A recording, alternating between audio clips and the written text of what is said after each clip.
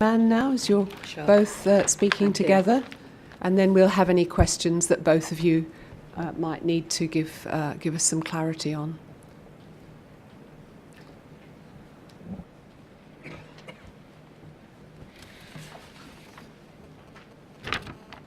I think I'm going to have to bend over a bit, aren't I? Hi, my name is Branwen Mann.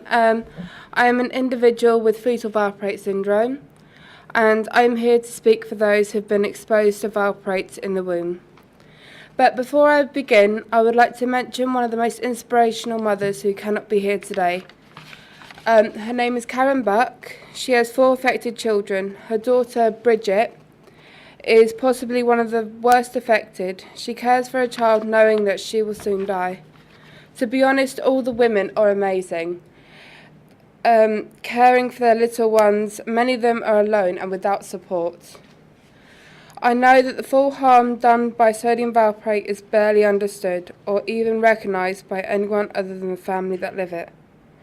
The effects have been so intense that many of us struggle to lead a normal life.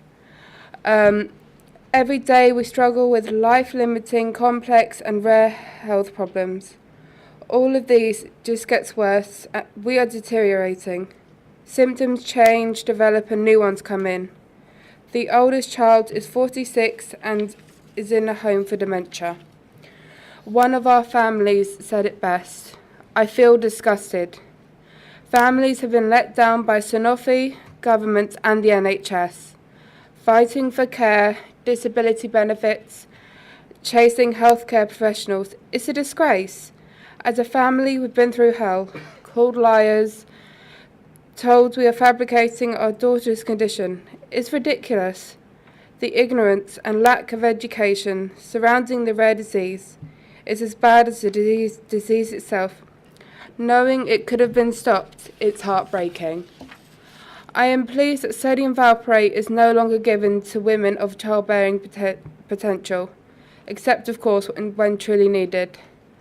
Unfortunately, Oaks Charity hears stories such as an 8-year-old girl who was diagnosed with fetal valproate syndrome and epilepsy and prescribed sodium valproate in November last year. A neurologist is potentially willing to put a girl and her future children at risk. Despite the toolkit, this is still happening. The toolkit needs to be used by everyone. Fortunately, many women are now being given an informed choice that empower them to take the next step forward with their lives. Sodium valproate has not just affected the children. I have watched my mum's health get worse over the years. The adverse drug reactions caused by the medicine has caused the oxidative stress that have caused so many chronic health problems for her, as it has for so many friends from Oaks Charity.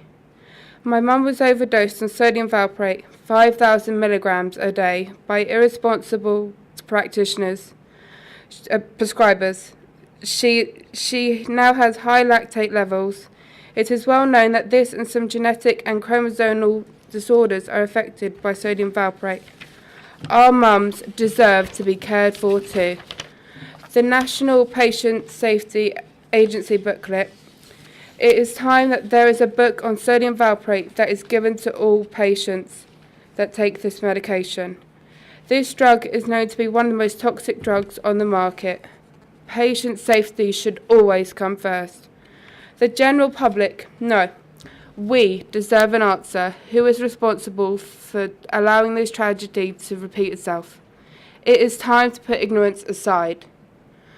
The effects of a drug upon the fetus, the ongoing effects of a child with fetal valproate syndrome, the effects on the person using it, adoption, therapeutic abortions, miscarriages, stillborn and neonatal babies, the potential effects upon the grandchildren. These have been accepted and understood.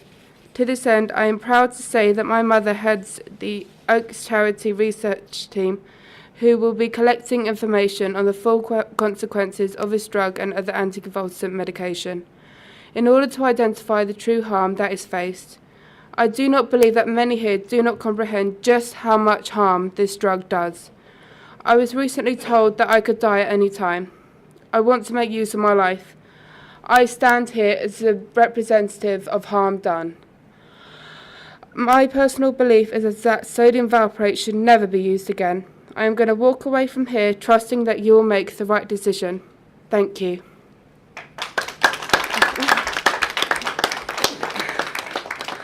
Well, thank you very much indeed, and for courageously sharing your thoughts, which are extremely valuable to us, and we're taking enormous note of what you've told us.